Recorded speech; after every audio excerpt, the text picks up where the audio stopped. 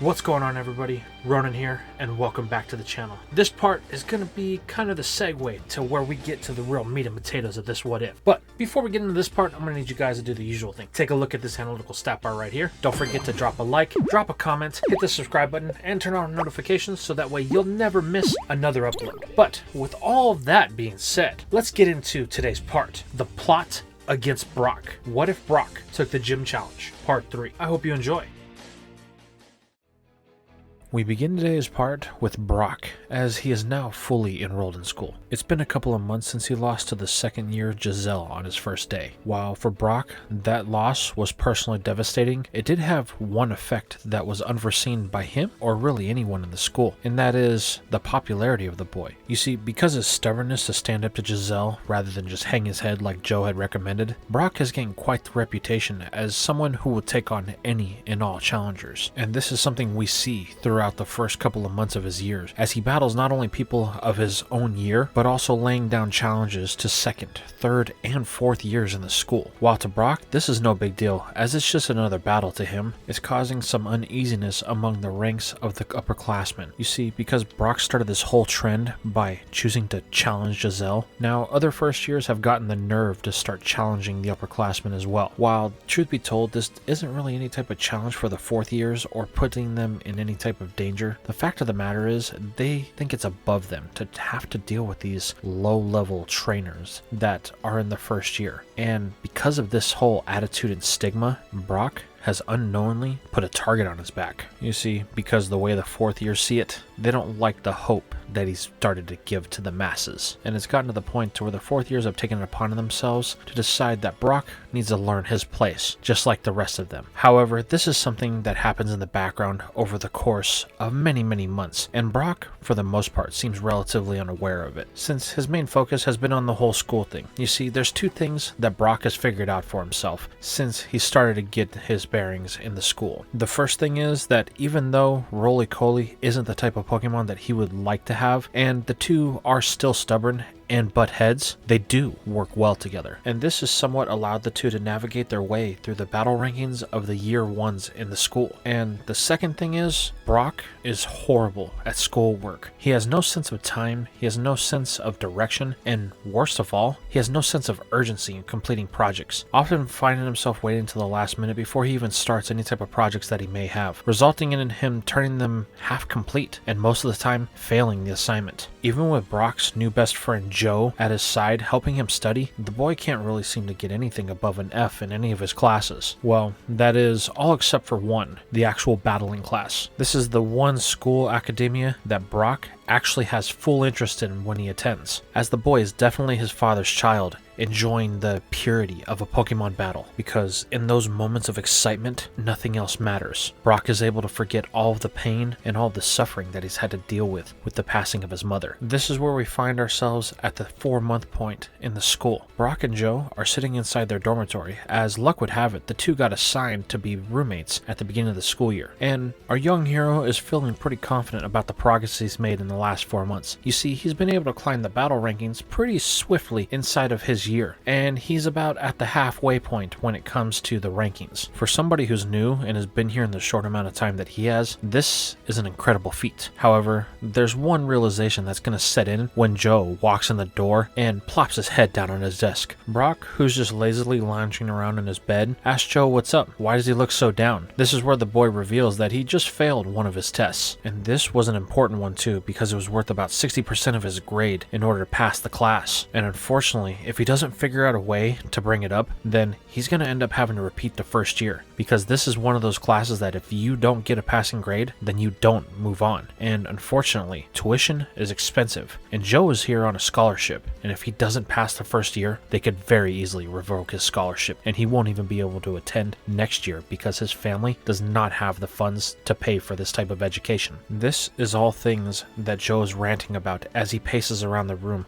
a nervous wreck. Brock sits up in his bed, telling his friend that he needs to calm down. If he doesn't stop this, then he's going to end up having a heart attack. However, in a moment of slight anger, Joe retaliates to Brock. You're one to talk. Look at you, just sitting there, not caring about anything. Not all of us have rich parents to pay for our way through school. If I don't pass this, then that's it. I get kicked out. This outburst catches Brock off guard, causing him to freeze up a bit while Joe finishes his little tirade. Whoa man, I didn't know you were that stressed. I'm sorry, but you should really calm down. With you panicking like this, it's not going to allow you to think of any type of way to actually correct the situation. You're going to miss things, and that could mean that you will get kicked out. So just breathe for a second, take a chill pill, and think about the situation. Realizing that his roommate is right, Joe does exactly this, sitting down in his chair right across from Brock, and he takes a couple of deep breaths. Okay, see? Don't you feel a little bit better now? You can think a little bit more clearly, Brock responds, to which Joe acknowledges, yeah, I can. Thanks, Brock. I really needed somebody to talk to. Hey, no problem, buddy. So, what's going on? And how can I help? Joe goes on to explain the full detail that he had just failed one of the biggest tests he needed in order to pass this year. With the first semester almost over, he has a lot of ground to make up. Well, Brock responds with a simple question. How could you make up for that test and your failure? Well, if it wasn't so late in the semester, then I would be able to do extra credit in order to try and raise my grade enough. However, the amount of time we have left in this semester and isn't enough to accomplish this goal. Is there any other way, Brock inquires? To which Joe turns to him. Yeah, there's one, but it's extremely difficult, and I don't even think you could do it, Brock. This statement piques the interest of the boy. What are you talking about? I'm gonna pass no matter what. I've been battling my butt off, and I'm on my way of breaking out of the middle of the pack. However, this is where Brock is gonna get a harsh dose of reality when Joe opens up his laptop to reveal something to the boy. In all of his classes, except for the battling class, Brock has nothing but straight Fs. And even in the battling class, he's not doing much better. He's barely pulling a C in that class. But to Brock, this isn't a big deal at first, because the way he sees it, they're here to learn how to battle so they can get into the Pokemon League. But Joe rains on his parade here, telling Brock that he doesn't only need to know how to battle, but he also has to have the knowledge of Pokemon and the ability to use that knowledge in battle, which is something you've demonstrated time and time again you don't have with all of the tests and classes you're flunking out of. Then Joe shows Brock the trajectory of his current rate, and the computer shows him that on the current path that he's on, he's going to fail the first year and either have to repeat it or not be allowed back at the school. This realization causes Brock's jaw to hit the floor as he asks if there's anything he can do, to which Joe sarcastically says, well, you can stop sleeping in most of your classes. That would be a great improvement. But Brock simply snaps back. This is no time to be funny. We need to fix this now. So how can me and you get on the path to where we can pass this year? What's this way you were talking about that you didn't think even I could do it? It's here that Joe clicks on another page on his laptop.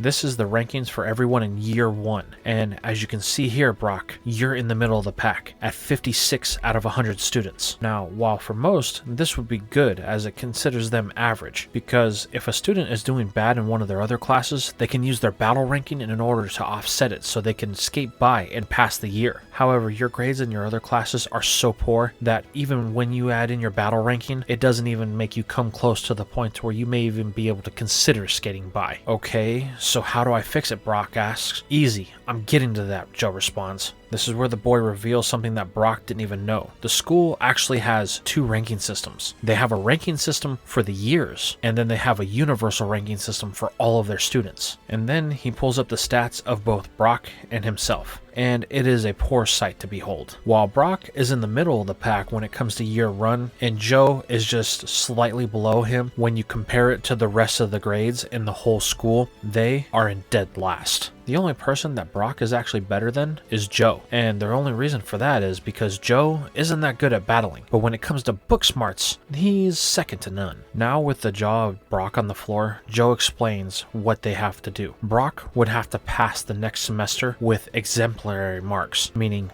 B's and A's. Then not only would he have to increase his ranking in the grade to first place, but he would also have to get his school ranking up into the top 5. If he can do that, then it should offset his poor scores of the first semester enough to where he can get a passing grade. And this isn't only for Brock, this also goes for Joe as well. Joe then points to first place on the screen, and Brock picks his jaw up the floor, as his confusion has now turned to slight anger as he looks at the person who's ranked number 1, the person who embarrassed him on the first day, Giselle. This is where Brock actually has a serious tone for the first time since Joe met him. Our hero tells his roommate that they have to pass. It's a point of pride now. With Giselle being the first place ranking in the school, if he fails, then it'll just prove her right on everything she said. And that's not something Brock is going to let happen. Do you really think you can get into the top 5 of the actual school ranking? Joe asks. To which Brock responds, oh, I'm going to do more than that. I'm taking the number 1 spot. But in order to do that,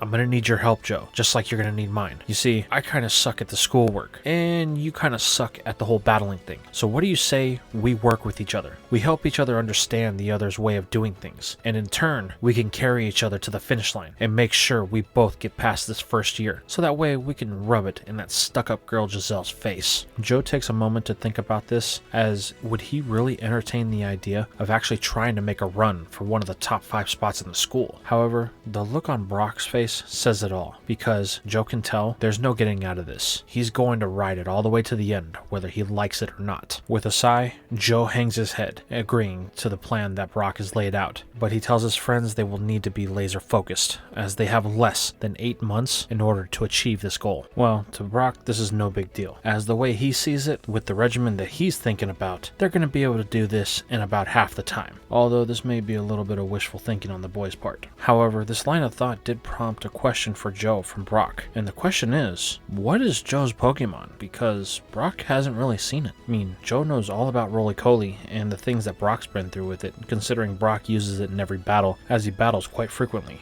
But Brock has never seen Joe even try to take up a battle. That's why his battle score is so low. Joe does his best to avoid this, telling Brock that he doesn't really need to see his Pokemon. He just has to be confident that his Pokemon will get the job done when time comes. However, Brock continues to push the issue, telling Joe that they're not getting out of here today unless Brock can see this super strong Pokemon that Joe claims to have. However, Joe claims that he never said his Pokemon was strong. It's just a bit of a handful. Looking at Roly-Coly, Brock says it can't be more than a handful than his Pokemon. However, Joe begs to differ, and it's in their best case scenario if he doesn't let it out of the ball at the current moment. However, Brock refuses to drop this subject, pestering Joe into the point to where the boy cracks. Fine, here, you want to see my Pokemon? Then just remember, you asked for it. Joe produces a Pokeball that pops to reveal a purple demon-looking thing that seems to be clad in gems. This thing is something that Brock has never seen before, and he wants to ask a few questions about it. However, unfortunately for the young boy, he's not going to get a chance, as he's immediately interrupted by the fact that this Pokemon that Joe refers to as Sableye immediately starts to try to eat Roly-Coly. This causes Brock to freak out, as Joe is yelling at Sableye to stop. Roly-Coly is not food. However, the ghost dark type isn't listening, as it begins to gnaw on the back of Roly-Coly. However, once Brock actually takes a chance to look at the situation, he realizes that Roly-Coly doesn't really feel it. The rock type hasn't even acknowledged the little demon on its back, and just simply stares back at both Joe and Brock, wondering what they're staring at. So, a Sableye, eh? Brock says, to which Joe hangs his head and confirms. And it likes to feed on rocks. Not just rocks, Joe replies, but any type of gemstone, and whenever I use it in battle, its first instance is to try to attack something to see if it's food. This has resulted in every battle I've had this year being declared a forfeit due to Sableye not being able to wait for the timer to start. I see your problem, Brock responds, but there might be a silver lining in this cloud, to which Joe inquires what Brock is talking about. Well, look at Roly-Coly. It doesn't even really acknowledge that Sableye's there, nor does it feel it. They might actually be perfect training partners in order to get Sableye to fall in line, if you understand what I'm saying. At first, Joe doesn't want to believe this. That is, until Sableye gets tired of gnawing on the hide of Roly-Coly and climbs off just to stand next to its trainer, looking around as if it's trying to find its next meal. Maybe you might be onto something, Brock. This is the first time I've seen Sableye give up on gnawing on another opponent. What can I say? I'm somewhat of a genius, Brock responds. However, Joe insists that they have to test this theory, so he asks Brock if he'd be willing to go have a Pokemon battle with them, to which Brock agrees, as he's been wanting to stretch his legs a little bit after being inside of the room the whole day. And considering this is a free day as they don't have any classes, this would be the perfect time for them to get their feet wet with their new training regimen. So, both trainers recall their Pokemon, and they head out to book some time on the actual battlefield. After about an hour of waiting, it's both Joe and Brock's turn, to which they do the same thing as before. Brock sends in Roly-Coly, and then after Roly-Coly is out, Joe sends in Sableye. Sableye, which results in the immediate same reaction that they got when they were inside their dorm room. Sableye doesn't wait for anything, immediately attacking Roly-Coly and gnawing on its tough hide. And once again, the same thing happens as before. Sableye grows tired and just quits as it joins Joe by his side. This is where Brock gives Joe the suggestion to give Sableye an order. Maybe now it'll be more willing to battle. So the boy does so, but at first it doesn't really get any response from the ghost type as it just stares blankly at Joe. However, the boy has a brief idea. He tells Sableye that if they can do this battle together, then he'll make sure to take it out to the woods so that way they can dig for some gemstones for it to eat. This gets a positive reaction out of Sableye, as now it seems eager to want to battle, and it follows through with a command that Joe gives it for a shadow sneak. This one action breeds a whole training section of progress between Joe and his Sableye, as they haven't bonded like this since Joe first received it. What follows over the next couple of weeks is Joe and Brock practicing as much as they can to get both of their Pokemon in tip-top shape. Brock is ready to make the climb to the top of the ladder in the rankings of not only his grade, but the entire school. And of course, he's going to make sure that he doesn't leave Joe behind, as in their free time when they're not battling, Joe has been sure to make Brock study all that he can. And to that, Brock has been showing an improvement in his grades, considering he's actually doing the work now. The two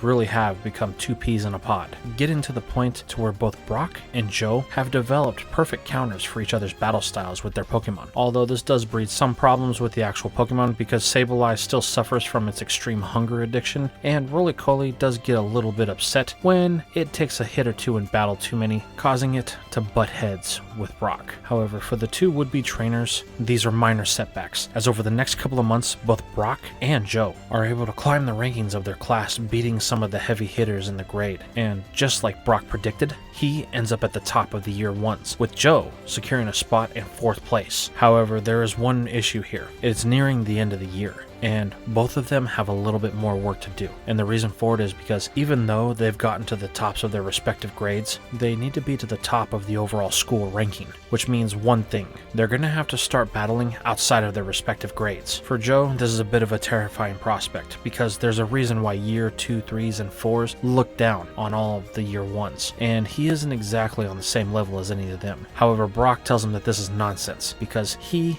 was able to prove that he can battle with the best of them. He just needed the right training partner for him and Sableye. This procs a question from Joe, as he asks Brock who does he plan to battle. However, this question is much simpler for Brock, as since that day that he lost, he's had only one opponent on his mind: Giselle. Joe tells Brock that he's crazy. Not only is Giselle the top of her grade, but she's also the top of the school. There's no way he would be able to beat her. He has a much better chance at battling lower ranking ones just to increase his actual school ranking. But Brock is stubborn, and he intends to make sure he battles Giselle. However, this attitude towards Giselle is one that is dangerous for Brock, as we now follow up with the young girl. You see, she's done very well for herself as the best in the second year class and overall best in the school. Her and Cubone have really made a name for themselves. However, there is one thing that has been itching at Giselle, no matter how successful she becomes: that battle that she had with Brock. To her, Brock will never be good enough to be in this school, and it just offends every bit of her that he is actually attending here. And the fact that he's been climbing the ranks like he has just irks her even more.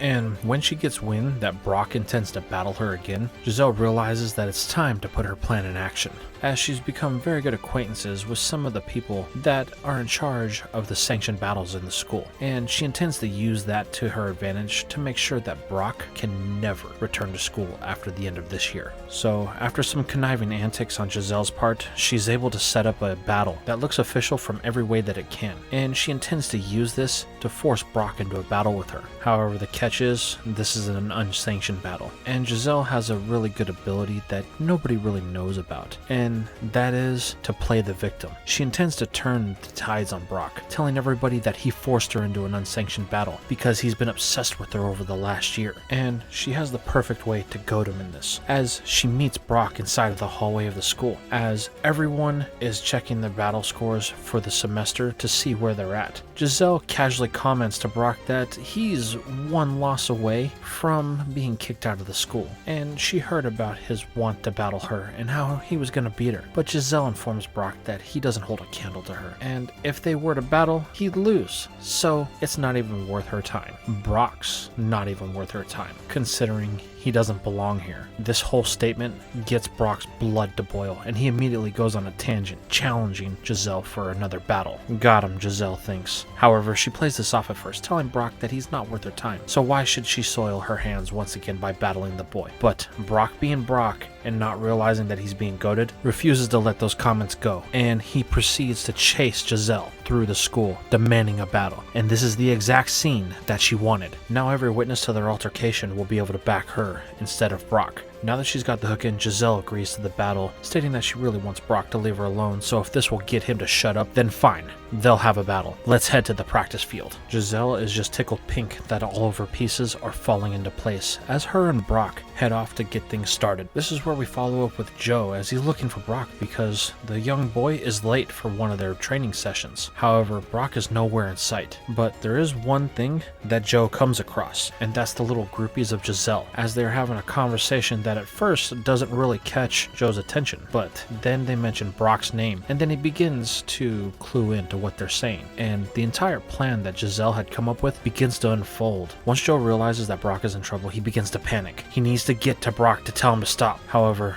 there's one problem. The battlefield that him and Giselle are on is all the way on the other side of school. It'll take him 15-20 minutes to get there at most, and by that time, the battle may be over, and Brock won't be returning to the school next year. Panicking, Joe begins to rack his brain on if there's anything he can do, and then he has an idea. While the battlefield is far away, the several different sanction offices all around the school are not. If he can get to one of them, he may be able to save Brock. Now we cut over to where Brock and Giselle are in mid-battle, and once again, the old rivals of Roly-Coly and Cubone are going at it as hard as possible. However, there is a slight difference than from before. This time, both Brock and Roly-Coly are in perfect synchronicity, and this is on full display when Giselle tries her same old tactics from the previous battle. However, the timing of Brock and Roly-Coly is impeccable as they use rapid spin to counter the boomerangs that keep being thrown their way by Cubone. This is resulting of the frustration of both the ground type and its trainer starting to build. Giselle wasn't expecting this kind of challenge from Brock, and it's becoming very disheartening as she wanted this to be over quickly. She was expecting to be able to win this battle and then go and report him. However, she is having to do the one thing she despises, and that's actually put in effort. The exchanges continued this way for a while, with Giselle's frustration along with her Cubone building to unknown heights, while Brock and Roly-Coly share a confidence boost that continues to roll on, gaining momentum as the battle proceeds. All the while these two exchanging blows, Joe is running throughout the school trying to find someone to notarize and authorize a battle on the field. However, every time he meets with someone, he's met with the same disappointing conclusion, as the person that is in charge of authorizing battles is not in that section at the moment. With the panic setting in, Joe has no idea what he's going to do. If Brock is gone,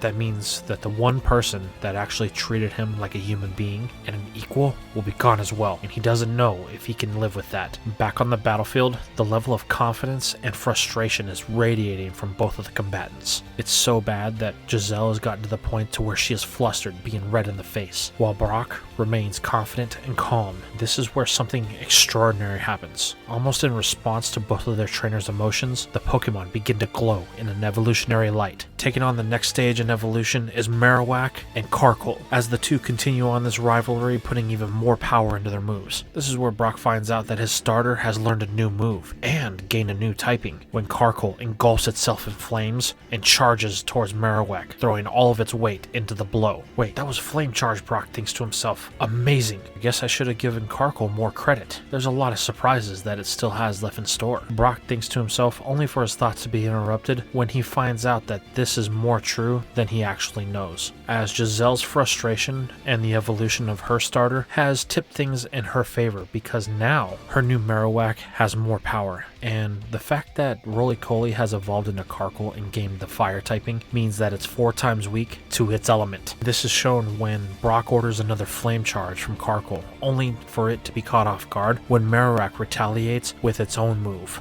a Bone Rush. And this is where Brock's hubris comes into play, as he was so caught up and confident that he was going to win this battle that this new technique and the execution of it is a total surprise to both him and his starter, as it is whacked not once but twice by the quad effective move, dropping Carkol and bringing the battle to an end. This causes a frustration to boil from Brock, only for Giselle to remain quiet, as one of the faculty members had heard the commotion coming from this room and entered, only to find an unsanctioned battle between both Giselle and Brock. Smiling internally, Giselle is tickled pink that her entire plan has finally come to fruition as she begins to lay on the tears, claiming that Brock had targeted her for blackmail and he had forced her into this battle. He didn't give her any choice. His Carcoal had attacked her in Cubone. Luckily, it was able to evolve to protect her. Brock just stands there dumbfounded as the faculty member turns to him, asking what the meaning of this is. He knows the rules about initiating an unauthorized battle and the consequences for said action. Brock can do nothing but sputter incomplete words and sentences, trying to mutter out the words that Giselle was the one who said they had a battle that was authorized. But he can't get out the phrase as more faculty members arrive to console the hysteric girl. Then the whispers begin as Brock hears words of expulsion rippling through the background. With only one thought in his mind,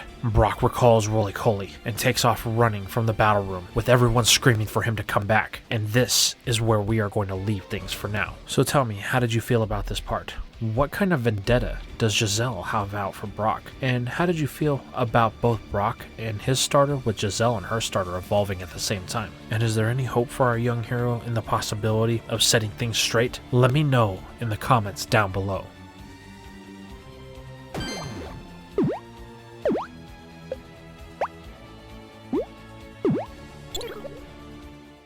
And that's all we had for today's video. I really appreciate you guys stopping by to watch all the way to the end, and I just wanted to say thank you for that. If you guys really enjoy my content, consider following me on some of my other platforms like Discord, where you can get to know other people who are interested in what ifs, or on Twitter, where I post sometimes behind the scenes updates. Or if you want to help the channel grow a little bit extra, why don't you consider donating like the people right here have, as whatever you could offer could help us get to a larger audience by helping us get new videos done, or some of the projects that we more custom art is getting kind of expensive. So we want to make sure that we have the funds to do that. But with all that being said, I really hope you guys enjoyed everything, and I will see you in the next video.